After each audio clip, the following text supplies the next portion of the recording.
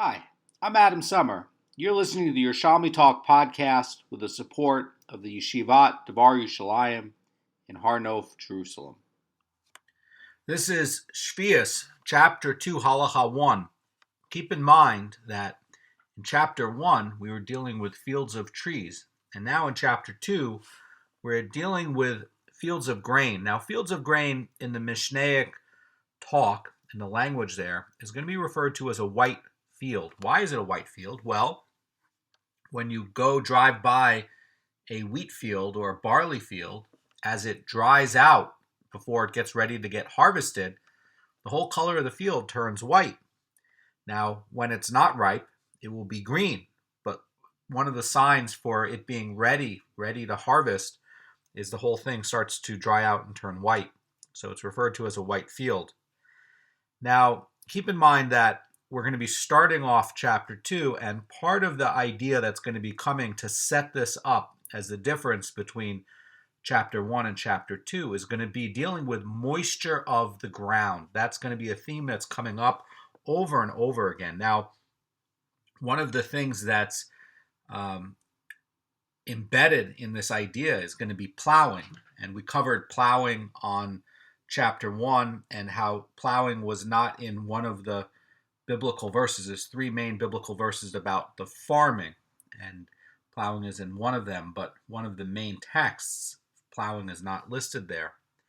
And also, one of the things to keep in mind is plowing before Sheviis is not listed in the Torah. So we know that there was a group of the people from Bet Shammai and Bet Hillel that together they put a limit on when the work could be done on the field before Sheviis. Now, in the 6th year, if you're plowing the field after Pesach, this was the enactment by this court that was with Bet Shammai and Bet Hillel together. If you're plowing a white field after Pesach, it's really going to be a problem because you're really doing it for next year's produce.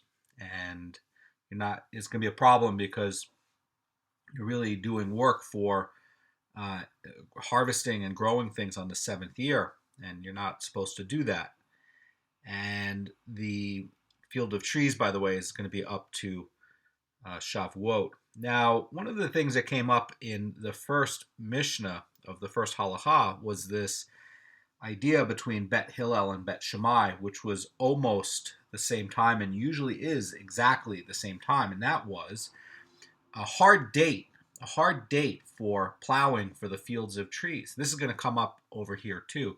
Is there going to be a hard date as well? And that's going to be part of the discussion between Shimon Bar Yochai and Rabbi Meir, and it's going to come up where Rabbi Meir is going to be looking at that it's going to be based on the moisture of the ground, and that's going to be a little bit fungible. And Rabbi Shimon Bar Yochai is coming up with a hard date, and it's going to look like Rabbi Meir is holding the opinion of Bet Shammai, but in fact, that's not really true.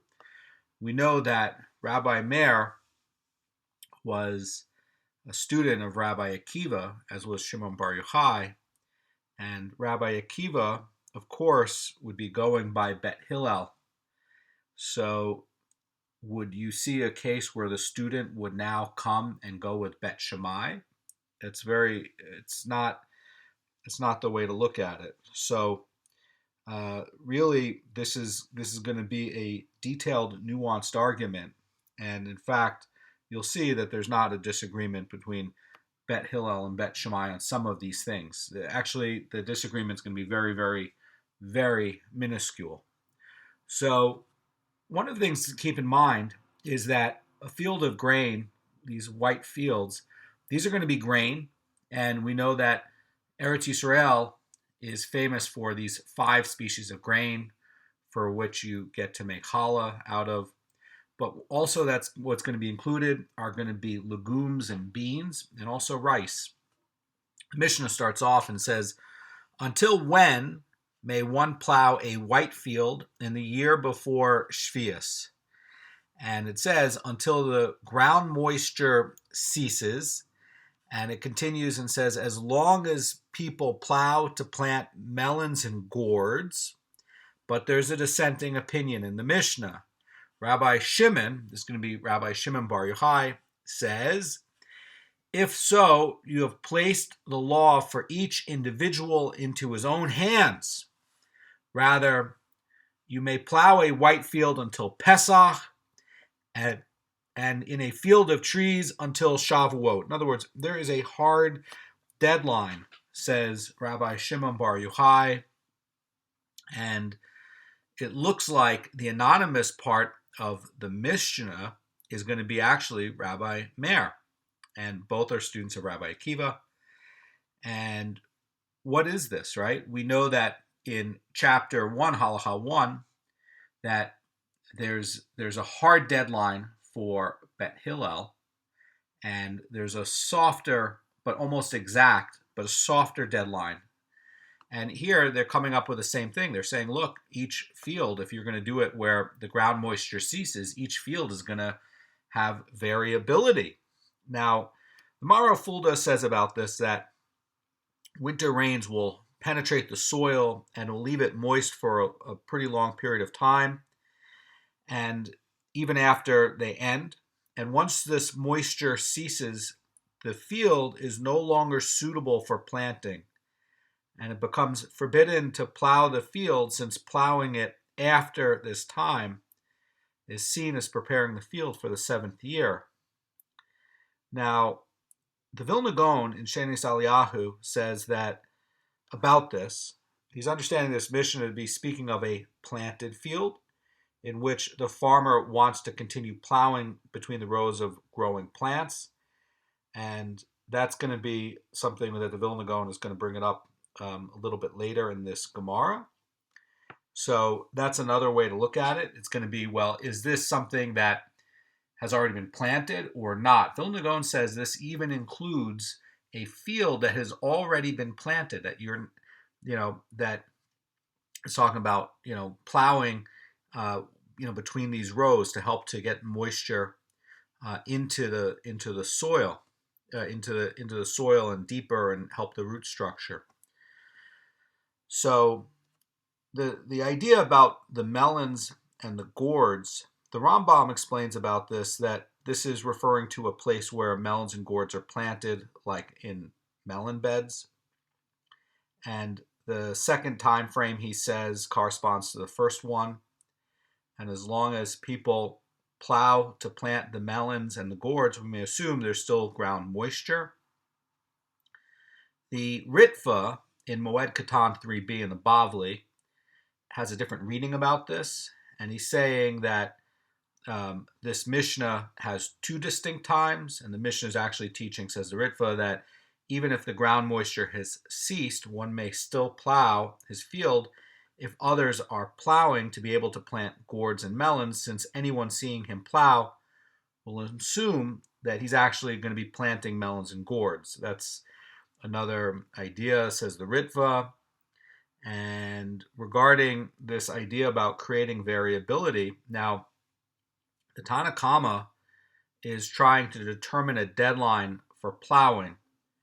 And by leaving it to be subjective, it's going to lend itself to abuse and to people playing games with it. And once the farmer will stop plowing on the assumption that his ground moisture has dried up, and another one is continuing to plow claiming that his ground is still moist, you're going to end up where, some people will continue planting actually melons after that, and some people won't. And some people might actually be playing games and trying to plow to prepare the earth for the 7th year, and say, look, I'm not doing anything. It's still moist. I'm not doing anything.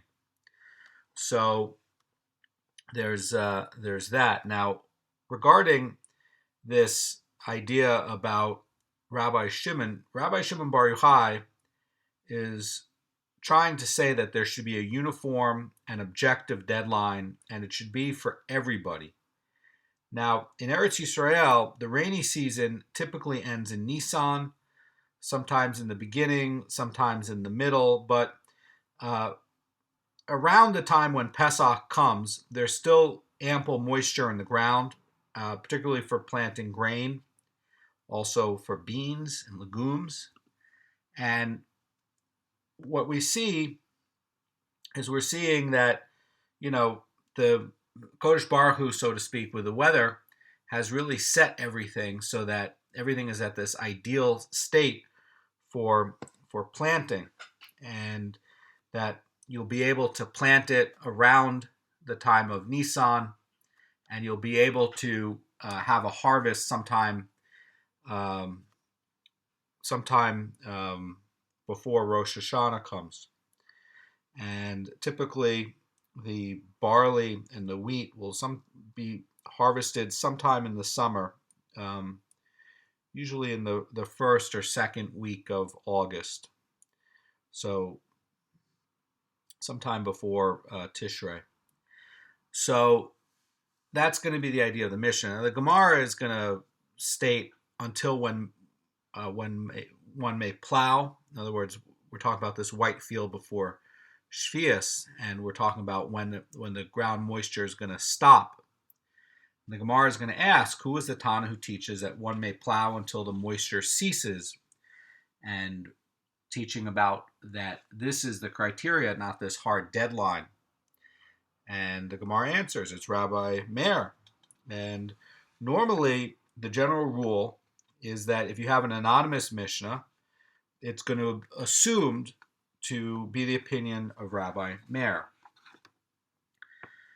By the way, in Masechet Trumos, usually the anonymous Mishnah is going to follow Rabbi Eliezer, which is the teacher of Rabbi Akiva. But anyway, so this is the anonymous Mishnah here, and it's usually going to follow Rabbi Meir. And the Gemara continues. It says, Rabbi Meir follows the view of Bet Shammai in Mishnah 1:1 of this Masechet. And the idea is that Bet Shammai is holding that there's no fixed date beyond which to plow a field of trees in the 6th year. And he's also ruling that the white field does not have a fixed date when the plowing must stop. And it looks like he's ruling in accordance with Bet Shammai, the same logic as in this Mishnah. And the Gemara continues, says, whereas Rabbi Shimon follows the view of Bet Shammai, or Bet Hillel, and why would that be? Because Bet Hillel gave a fixed date for stopping to plow a field of trees in the 6th year. And he's also ruling that there should be a fixed date to stop the plowing for a white field. That would be Pesach. So Bet Hillel is going to be allowing a plowing of fields until Shavuot, even though plowing is generally going to be helpful for the trees, depending on the weather situation, even a short time after Shavuot. That was actually the opinion, because in some weather cycles, on when the rains are going to fall, it could be where even a few days after, or a week after Shavuot, but it's only a few days after, could still be beneficial for the tree, but they're still putting a hard deadline. And also, by the same idea, Rabbi Shimon Bar Yochai is fixing Pesach as a date to stop plowing for a white field, even though it might actually still be beneficial, depending on the weather pattern, to plow the 6 years crop a bit after Pesach.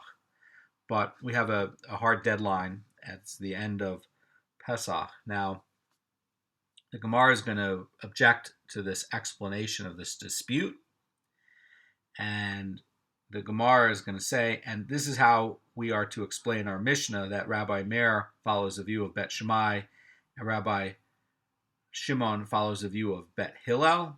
So that's a question, and it's unimaginable that Rabbi Meir would follow the view of Bet Shammai as opposed to Bet Hillel. It's really unthinkable.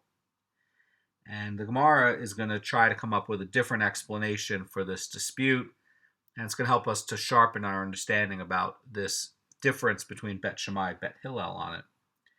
So Gemara says, rather, Rabbi Meir rules in accordance with the original teaching of the Mishnah that prohibited a farmer from plowing in advance of Sheviis, whereas Rabbi Shimon rules in accordance with the final teaching taught in a brisa cited by Rabbi Yochanan, that Rabban Gamliel and his court lifted all pre-Sheviis restrictions on plowing. And nonetheless, Rabbi Shimon does not entirely reject the original teaching either. Rather, he permits plowing in the 6th year until Pesach. Well, let's talk about what happened with the court of Rabban Gamliel. Now, this was an enactment by the court that was shared by Bet Hillel, Bet Shammai in agreement, and they put a provision that a later court could repeal it, but a later court, even after that, could put it back. So if a Sanhedrin decided in the future to do that, they could do that, and it would be following this original enactment. So here's how Rabbi Kanievsky explains this. So Rabban Gamliel clearly held that they were not biblical, these restrictions, and permitting people to plow until a specific date cannot lead to a biblical prohibition being violated.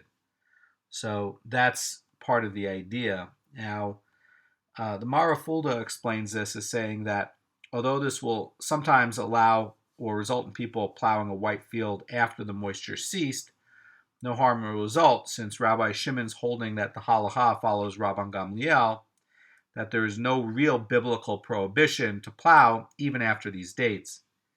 And therefore, the rabbis were permitted to fix a date according to their own choosing. So it's unclear why Rabbi Shimon would hold, like Rabban Gamliel, that there should be any prohibition on plowing at all, because Rabban Gamliel permitted plowing until Rosh Hashanah of the 7th year. And the Ridvaz is going to explain that the Gemara means only to suggest that Rabbi Shimon accepts the premise of Rabban Gamliel, that the early dates for prohibiting plowing are not biblical, but they are biblical according to Rabbi Akiva. Rabbi Akiva actually holds that these are biblical deadlines, but he does not accept Rabban Gamliel's lifting of the prohibition. In other words, Rabbi Shimon Bar Yochai is holding that these prohibitions are rabbinically enforced, but since they are only rabbinic, rabbis can fix a universal date for them to start. That's going to be an explanation on how to try to read this and understand it. The Gemara is going to reply, and it's going to say, and is this how our Mishnah comes out? That Rabbi Meir rules in accordance with the original teaching, and Rabbi Shimon rules in accordance with the final teaching. And since the law follows Rabban Gamliel and his court, it is unlikely that Rabbi Meir would rule differently. So the Gemara is going to offer a different explanation of the dispute between Rabbi Meir and Rabbi Shimon. And the Gemara reads, rather, Rabbi Meir teaches the law of plowing a white field as a disagreement between Bet Shammai and Bet Hillel. So this is a wrinkle in it. And he's stating here that one may plow until the moisture ceases, and he's stating it only according to Bet Shammai. In other words, the Rosh Cirilio is explaining this as he's saying that he agrees, Rabbi Meir agrees that Bet Hillel prohibited plowing as of Pesach, since they believed in establishing a universal fixed time for the prohibition, just as they do in regard to the field of trees. And this does not contradict the Gemara's assumption that it is wrong to assume Rabbi Meir is holding like Bet Shammai, but Rabbi Meir is not stating his own view. He's merely elaborating on what Bet Shammai is holding. So another way to read this, says this Gemara, is that Rabbi Meir is not giving his view.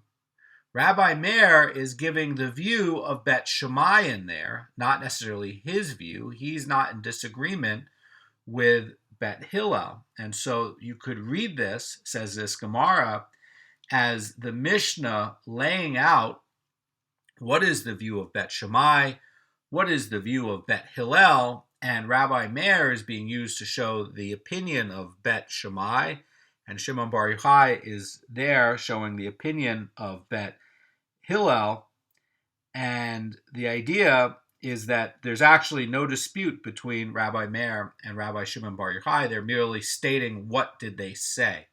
So that's what this Gemara is trying to explain. The Gemara continues, says, whereas Rabbi Shimon teaches the law of plowing a white field according to all the opinions of Bet Shammai and Bet Hillel, but in Rabbi Shimon Bar Yochai's view, Bet Shammai and Bet Hillel never disputed the times for stopping plowing, and they all agreed one may plow a white field until Pesach. So this is not contradicting the Gemara's assumption, if you're going to read the Gemara like this, that it is wrong to assume that Rabbi Meir holds like Bet Shammai.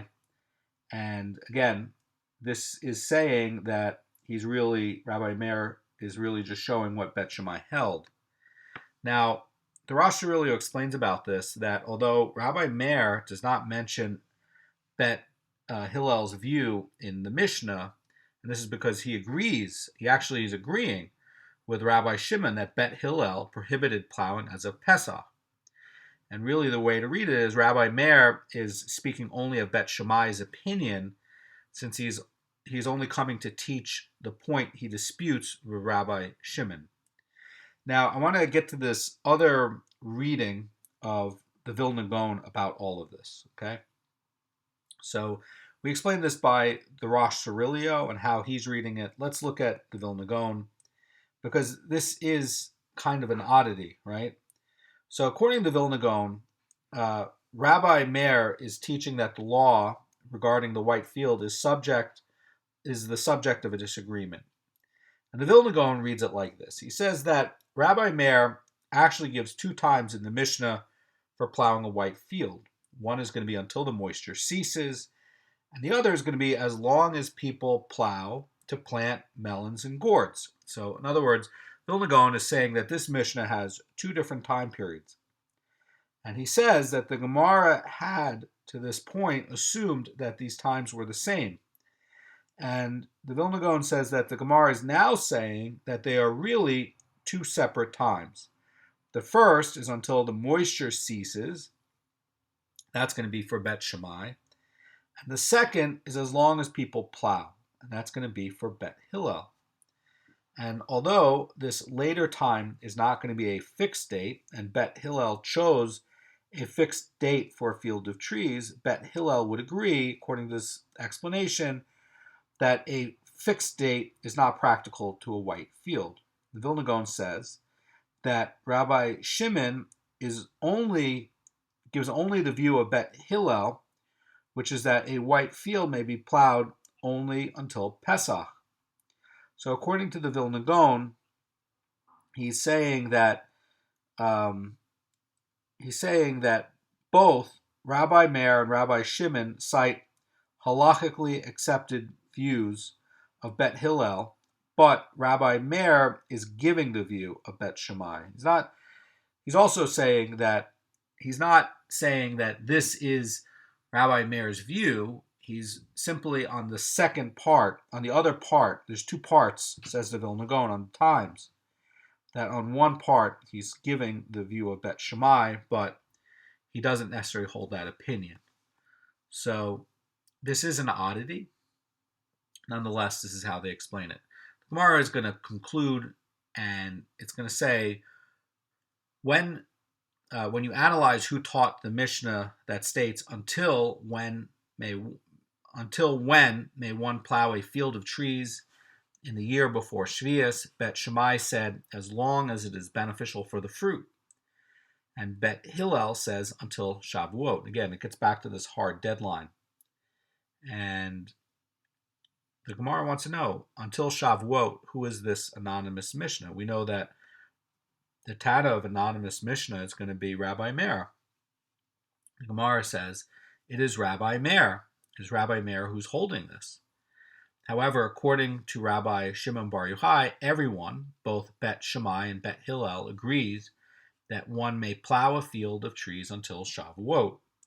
So in other words, in in the previous Mishnah, which taught that there is a dispute between Bet Shammai and Bet Hillel as to when a field of trees may be plowed, that was taught by Rabbi Meir. And according to him, the same dispute applies also with a white field. And Bet Shammai gave a situational measure.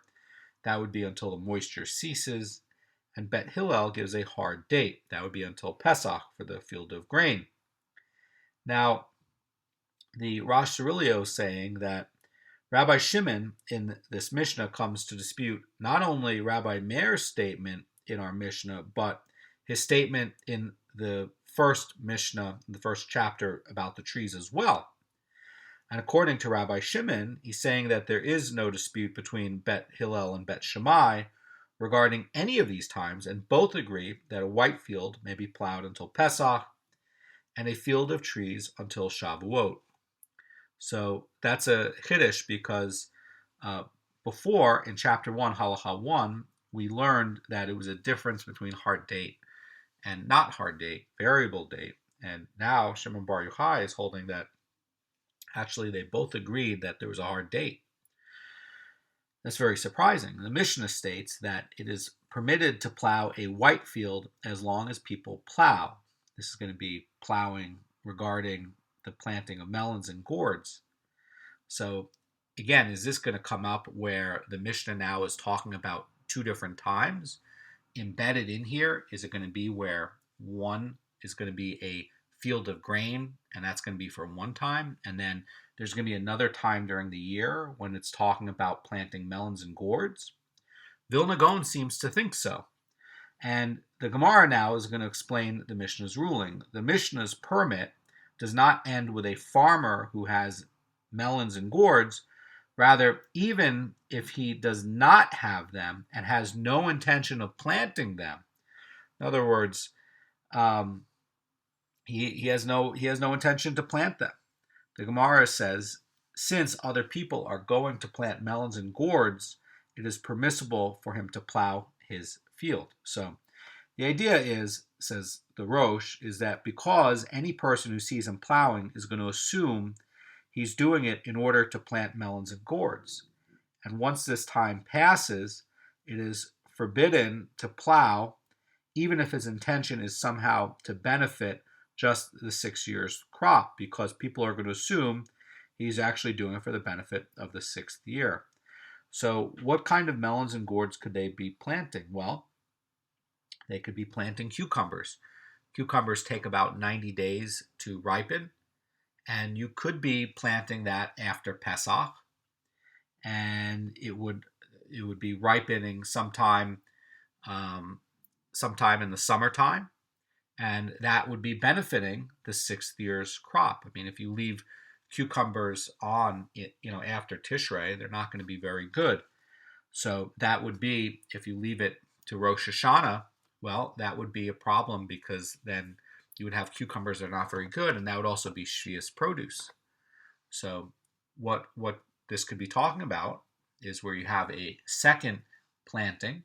It's not uncommon to have two plantings in a field, and they could be plowing this for the 6th year's produce, where they're trying to get cucumbers in, and that could be after Pesach, or you don't want to do the field.